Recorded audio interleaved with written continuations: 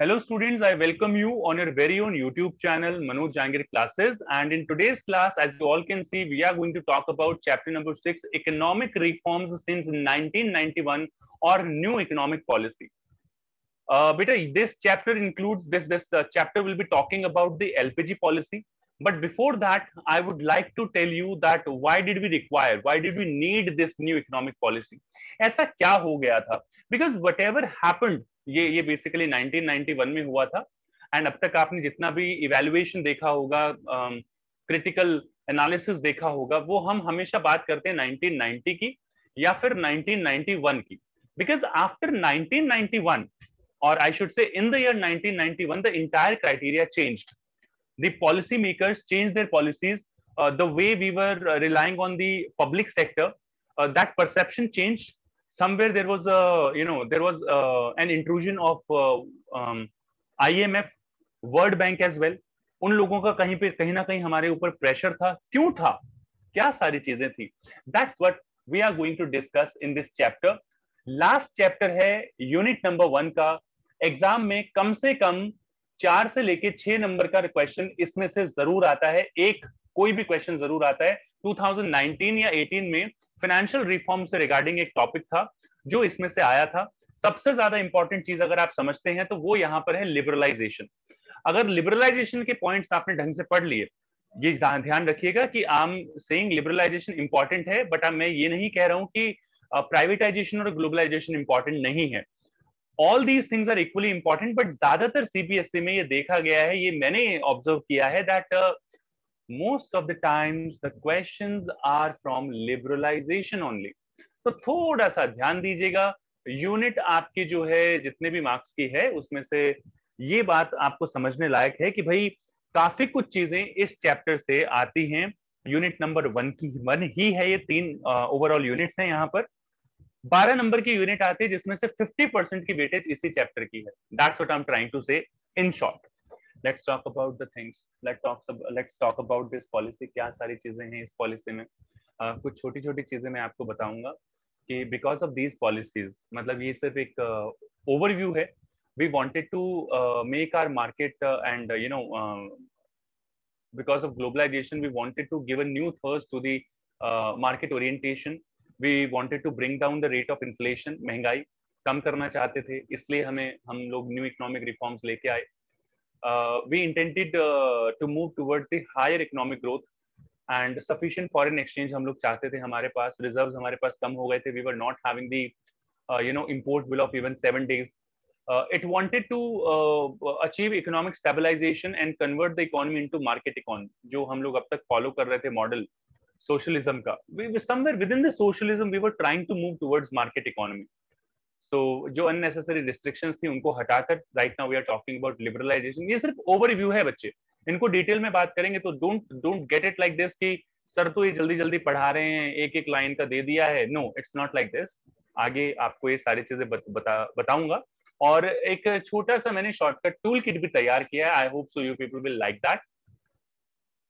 Next point is it wanted to permit the international flow of goods and services, capital, human resources, technology without many restrictions.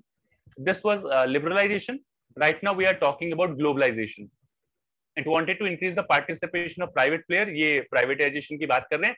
तो घुमा फिरा के यहां पर कह रहा है in the all sectors of the economy. That is why reserve number of sectors for government were reduce from 17 to 2. आज के टाइम में सिर्फ 2 इंडस्ट्रीज हैं जो रिजर्व हैं गवर्नमेंट के लिए. ठीक है, क्या क्या करना चाहते थे वो मैंने बताया. We wanted to bring LPG basically. यहाँ पर बाकी छोटी छोटी चीजें थी, that economic growth, inflation, market expansion. तो ये सारी चीजें यहाँ पर थी. Because we wanted to achieve these kind of things and that's why we implemented the new economic policies under some given in brackets pressurized circumstances कि हमारे पास कोई और काम नहीं था, कोई और चारा नहीं था. आपने कहावत सुनी होगी, मरता क्या ना करता. यही सिचुएशन थी 1991 में इंडिया की. And why I am saying this statement, why I am saying all these things, तो ये आपको पता लगेगा. सो यहाँ पर अगर हम बात करें दैट अगर हम कहें जो पहला क्वेश्चन आता है, क्वेश्चन नंबर 1, तो आपसे पूछा जा सकता है कि what were the reasons behind the introduction of new economic policy, why did India require new economic policy in 1991, हमें इसकी जरूरत क्यों पड़ी। अब यहाँ पे बहुत सारे रीजंस हैं, मैंने यहाँ पर एक छोटा सा शॉर्टकट बनाया है, आप याद कर सकते हैं, British father in great problem. अब इसके साथ साथ कुछ छोटी छोटी चीजें भी हैं यहाँ पर, जैसे कि आपको पता है कि इंडिया में जो मैनेजमेंट है वो इतना ज्यादा अच्छा नहीं है, तो इनएफिशिएंट मैनेजमेंट भी इसके लिए एक रिस्पॉन्सिबल फैक्टर ले सकते हैं आप। ह्यूज बर्डन ऑफ डेट, ये भी आप एक पॉइंट ले सकते हैं, क्योंकि ये तो अभी आज की भी कहानी है, हमने उधार बहुत कर रखा है इंडियन इकोनॉमी में। तो वैसे तो ये 5 पॉइंट 4 पॉइंट्स काफी हैं आपके लिए, बट अगर आप एक्स्ट्रा करना चाहते हैं तो थोड़ा सा आप एक्सप्लेन कर दीजिए, और आई होप यहाँ तो सिर्फ ये पॉइंट्स एक्सप्लेन करेंगे तो आपको मार्क्स बड़े आसानी से मिल जाएंगे। British father, B for BOP, father F for fiscal deficit, in for inflation, G for gulf crisis, P for poor performance of public sector undertakings, PPP, poor performance of PSUs, inefficient management and huge burden of debt. ये सारी की सारी चीजें आप ले सकते हैं, यहाँ पर एक्सप्लेन करते हैं इन सारी चीजों को। And let's talk about all such things. ये सिर्फ एक छोटा सा तरीका था कि आप लोग याद रखें, कुछ भूल ना जाएं, 4 या 6 मार्कर में अगर ये क्वेश्चन आता है तो। Let's talk about the very first point right now all of you, increasing fiscal deficit. अब आपके पास सबसे पहले दिमाग में क्वेश्चन आएगा, सब कुछ ठीक है, पर ये फिस्कल डेफिसिट क्या होता है। All of you pay attention, इस टर्म को याद रख लीजिए, ये आपको मैक्रो इकोनॉमिक्स में बजट में भी काम आएगी। Fiscal deficit is a situation, deficit जब भी आता है उसका सिंपल सा मतलब ये होता है when expenditures are more than your income, जब भी आपके एक्सपेंडिचर आपकी इनकम से ज्यादा होते हैं, that is what you call deficit. What is fiscal deficit, definition दी हुई है, it is the excess of government expenditure over its receipts, यानी जब गवर्नमेंट एक्सपेंडिचर गवर्नमेंट रिसीट्स से ज्यादा होते हैं उसको हम फिस्कल डेफिसिट बोलते हैं। It is the borrowings of the government, fiscal deficit is equal to borrowing, ये जितना जल्दी आप समझ लें उतना ज्यादा अच्छा रहेगा, इज इक्वल टू बोरोइंग्स। जब भी आपकी नीड्स पूरी नहीं होती, the government expenditure is more, government receipts are less, whatever difference will be there, by which amount you will have to borrow, अब वो चाहे इंटरनल हो वो चाहे external. So government was compelled to borrow money from international organizations like IMF and World Bank. Public debt became very high. अब ऐसा नहीं है कि हमने डायरेक्टली बाहर से ही लोन लिया, हमने घर से भी लिया, मतलब पब्लिक से भी लिया। A huge amount had to be paid as interest every year. अब आपके मामा जी तो बैठे नहीं है कि भैया फ्री में दे देंगे आपको लोन, आपको लोन लिया है तो इंटरेस्ट भी देना पड़ेगा। भुगतो, तो इंडिया आज भी बहुत ज्यादा इंटरेस्ट पेमेंट कर रहा है, तो this is one of the reason. So at that time, अच्छा फिस्कल डेफिसिट के रीजन बढ़ने का रीजन ये भी है कि every time we borrow the interest liability also you know it basically you know makes up। तो यहाँ पर क्या करना पड़ता है कि भाई if you are taking borrowings, make sure कि वो वापस करें। इंडिया ने ऐसा नहीं किया था इनिशियली 1991 से पहले, that's why that was the condition. ये एक बहुत इंपॉर्टेंट सेक्शन है, यहाँ पर आप देख सकते हैं पढ़ सकते हैं कि हमने किस प्रेशर में ये सारी चीजें की थी। Let's have a look all of you. India approach the international bank for reconstruction and development, जिसको IBRD बोला जाता था, आजकल इसको बोला जाता है वर्ल्ड बैंक। एक नंबर का क्वेश्चन यहाँ पर ये भी आ सकता है। IBRD is known as World Bank बोलते हैं, and the International Monetary Fund, इन दोनों से हमने लोन लिया, हमने अप्रोच किया। नरसिम्हा राव गवर्नमेंट थी उस वक्त, Mr. SMS Sardar Manmohan Singh was the finance minister. India received $7 billion loan at that time। अगर वो नहीं मिलता क्रैश हो जाती इकोनॉमी अपनी, खत्म था इंडिया। So $7 billion का लोन लिया to manage the crisis at that point of time, and the appreciation goes to, the special credit goes to the then prime minister, the then finance minister Sardar Manmohan Singh, जिस तरीके से उन्होंने manage किया।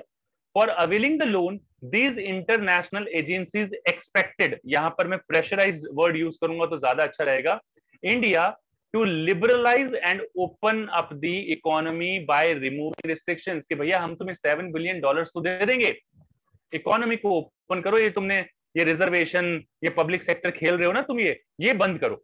So removing restrictions on private sector, reduce the role of government in many areas, and remove trade restrictions between India and other countries. So basically they indirectly told us to follow LPG policy, कि भैया ये सारी चीजें हम तो loan तुम्हें दे देंगे, but you will have to follow LPG policy, liberalization, privatization and globalization आपको फॉलो करना पड़ेगा.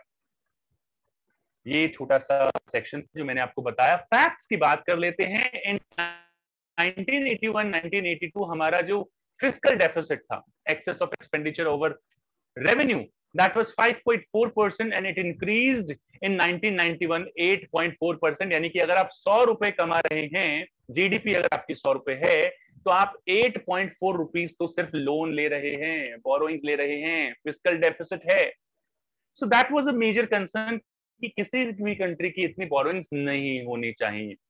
ब्रिटिश, हमने बी को एक्सप्लेन कर दिया, सॉरी ब्रिटिश फादर, एफ को हमने एक्सप्लेन कर दिया, सीक्वेंस थोड़ा आगे पीछे हो गया. अनफेवरेबल बैलेंस, ये B stands for British, fiscal deficit का एफ आएगा फादर के लिए. तो British father in great trouble, problem not trouble. तो ये हम यहां पर देख सकते हैं. Unfavourable balance of payment. अब ना what is balance of payment? Unfavourable तो समझ में आया सर कि ठीक है, ये भी कोई डेफिसिट ही होगा, या आप ये भी कह सकते हैं डेफिसिट ऑफ बीओपी, वो भी करेक्ट है.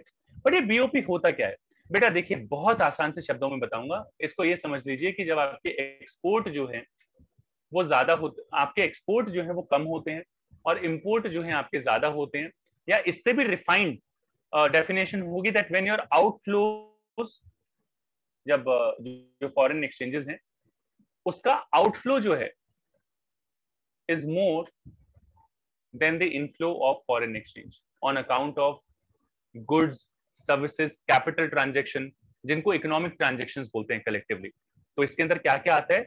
ये इनफ्लो या आउटफ्लो हुआ किसकी वजह से? गुड्स की हेल्प से, सर्विसेज की वजह से, कैपिटल ट्रांजैक्शंस की वजह से, लोन वगैरह जो होते हैं कैपिटल ट्रांजैक्शंस की वजह से,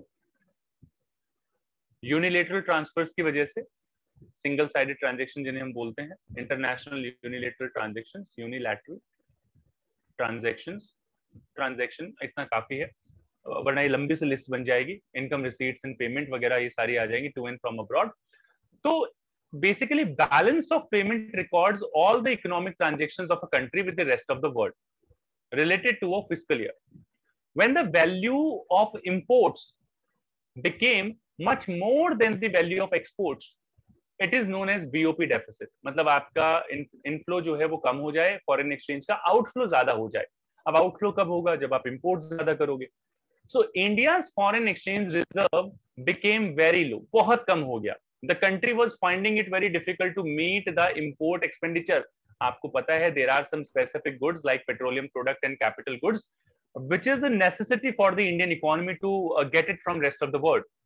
And अगर आप पेट्रोलियम नहीं लेंगे तो आज के टाइम में पेट्रोल तो is like blood for the body. अगर आपके पास पेट्रोल नहीं है आपकी इकोनॉमी के पास, ये समझ लीजिए कि आपकी बॉडी में से ब्लड निकाल दिया है और बिना ब्लड की बॉडी कुछ भी नहीं. पेट्रोलियम इस तरीके की प्रोडक्ट है.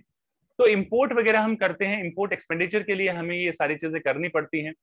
To meet the deficit our government had to borrow from abroad, और ये सारा डेफिसिट पूरा करने के लिए उधार लिए जाओ.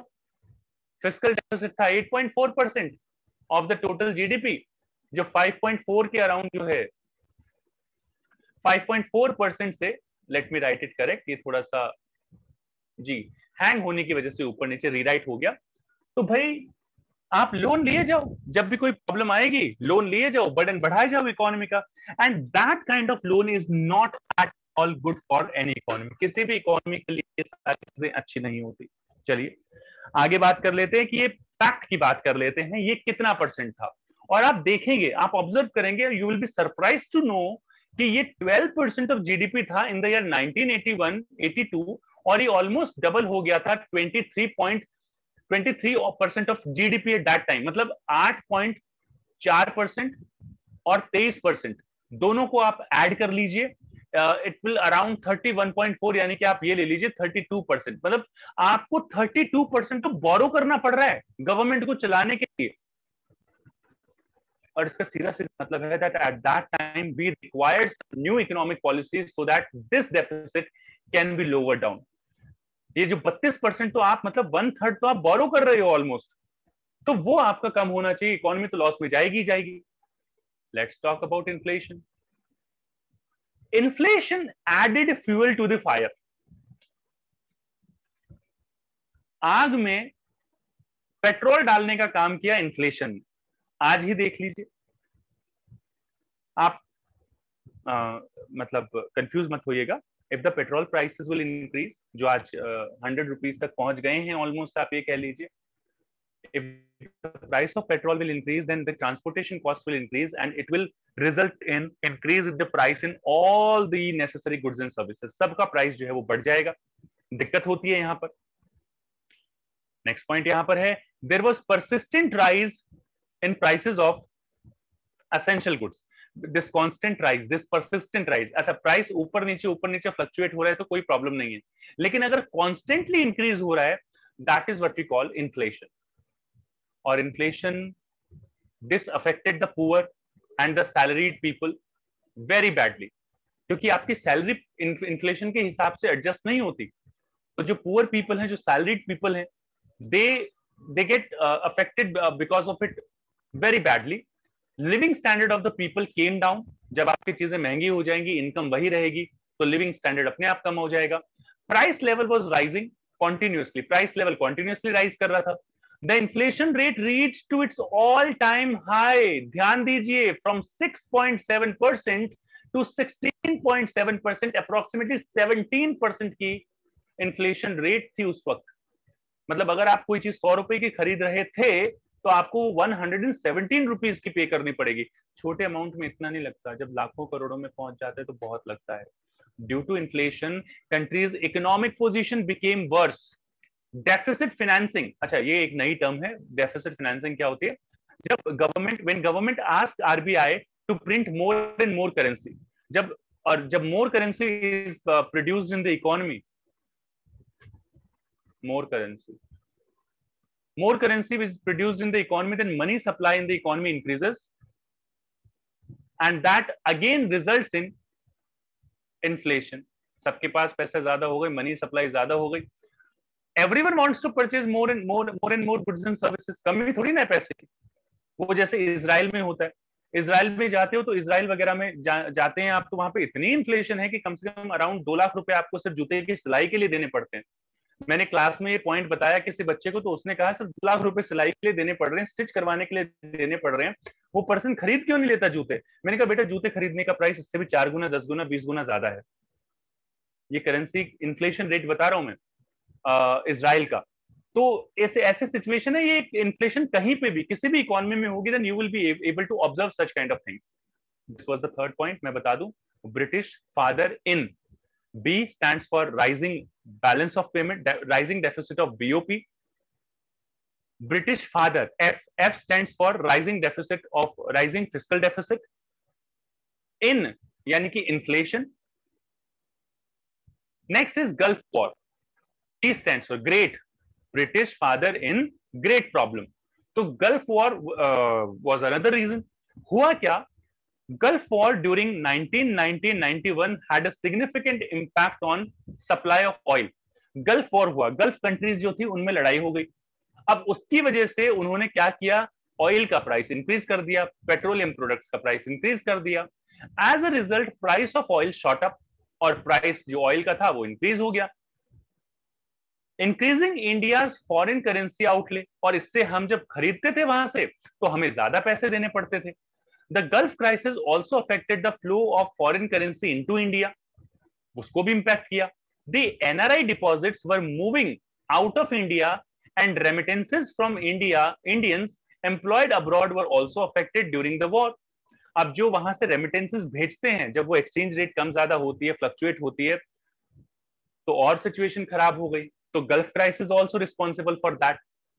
आपस में Gulf countries लड़ने लगी, ऑयल प्राइस ज्यादा हो गए, हमें ऑयल महंगा मिलने लगा, it is a necessity for the economy और इकोनॉमी इज डेवलपमेंट, रोक सकते नहीं है भैया, मरता क्या ना करता, खरीदा उसको, हायर प्राइसेस पे खरीदा। जैसे कि कोविड के टाइम में एक विटामिन सी की एक टैबलेट आती है, आज से अगर 8-10 साल बाद अगर कोई बच्चा ये देखेगा तो उसको पता भी नहीं होगा कि कोविड था क्या। विटामिन सी की एक जो मेडिसिन आती है वो 10 रुपए की आती है, कोविड के टाइम में ये 80-90 रुपए 100 रुपए तक बिक रही थी। यू कैन अंडरस्टैंड, हमें जब नेसेसिटी है, हमारी मजबूरी है, तो हमें लेना पड़ेगा, खरीदना पड़ेगा, कोई और चारा हमारे पास नहीं था।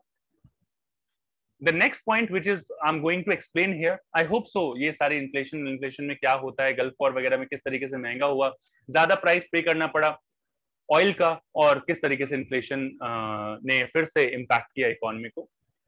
The next point is poor performance of public sector industries. हमारी जो पब्लिक सेक्टर पे हम लोग रिलाय कर रहे थे, that public sector should show the trickle down effect and the benefits will reach to the poor strata of the people, ऐसा हुआ नहीं, कहने के लिए बहुत अच्छा था। So poor performance of public sector units, जो government organizations थी, most of the government organizations except BAIL, SAIL, GAIL, ONGC, BPCL, HPCL, इनको छोड़ के, in the initial phase of planning period, PSUs performed satisfactorily, अच्छा लगा, ठीक है, but after that most of them started incurring losses, inefficiency and corruption, जो हमारे features हैं इंडियन इकोनॉमी के, resulted in the downfall of the PSUs, इनकी वजह से डाउनफॉल होने लगा। करप्शन कितना ज्यादा है, इनएफिशिएंसी कितनी ज्यादा है इंडियन डिपार्टमेंट्स की, आप सबको पता है। Therefore, a shift in the government policy was necessitated from its emphasis from public sector to private sector। यहां पर हम प्राइवेटाइजेशन की बात कर रहे हैं। हमारे लिए प्राइवेटाइजेशन उस वक्त बहुत ज्यादा जरूरी था। अगर प्राइवेटाइजेशन ना होता, अगर LPG पॉलिसी ना आती, तो हमें और भी बहुत ज्यादा लॉस हो सकता था। इसके अलावा आप यहां पर ह्यूज बर्डन ऑफ डेट्स की बात कर सकते हैं, जैसे बोरोइंग्स की बात कही थी मैंने, फिस्कल डेफिसिट मैंने हालांकि आपको बताया ही था, ये उसी से रिलेट करता है। आप ये भी लिख सकते हैं fall in foreign exchange reserves, हमारे फॉरेन एक्सचेंज रिजर्व्स डिक्रीज हो गए थे। You can take the example of that $7 billion loan which we had taken, which India had taken from rest of the from the World Bank and IMF. You can explain that particular point, that the foreign exchange reserves were decreasing at that point of time, and even we were not in a situation to for the import bill of 7 days only, उसके लिए भी हमारे पास पैसे नहीं थे। Inefficient management, आपको पता ही है इंडिया में मैनेजमेंट कैसा है। These are the things which were responsible for, which necessitated the introduction of new economic policy, economic reforms in India. Confuse मत हो जाइएगा, प्लानिंग कमीशन, इकोनॉमिक प्लानिंग और इकोनॉमिक रिफॉर्म्स ये दो अलग अलग चीजें हैं। इकोनॉमिक प्लानिंग यानी कि 5 ईयर प्लान्स, इकोनॉमिक रिफॉर्म्स यानी कि 1991 में जो रिफॉर्म्स हुए थे हम उसकी बात कर रहे हैं। काफी बार मैं क्वेश्चन देता हूं, मैं क्वेश्चन पूछता हूं what were the features of economic reforms, बच्चे से पूछना कुछ और होता है, बच्चा बताता कुछ और है, तो that's the biggest problem here. तो आप लोग ढंग से कीजिए, सोच समझ के कीजिएगा कि क्वेश्चन क्या पूछा गया है। नाउ वन मोर थिंग, इससे रिलेटेड अगर आपको वीडियोस चाहिए तो यहाँ पर ये साइन बना हुआ है कार्ड सेक्शन, आप जाके यहाँ पे प्लेलिस्ट चेक कर सकते हैं। यहाँ तक अगर कोई डाउट है तो कमेंट सेक्शन में बताइए। डिस्क्रिप्शन में आपको और भी रिलेटेड वीडियोस मिल जाएंगे जो आप जाके देख सकते हैं। अगर यहाँ पर वीडियो कहीं पे भी थोड़ा बहुत 1% भी अच्छा लगा तो लाइक जरूर कीजिएगा, शेयर जरूर कीजिएगा दोस्तों के साथ, और चैनल को सब्सक्राइब नहीं किया है तो सब्सक्राइब भी कर दीजिए। बाकी हम लोग मिलते हैं आपसे नेक्स्ट क्लास में, नेक्स्ट वीडियो में। Till then keep watching Manoj Jangir classes. Thank you for watching this video. Thank you so much all of you.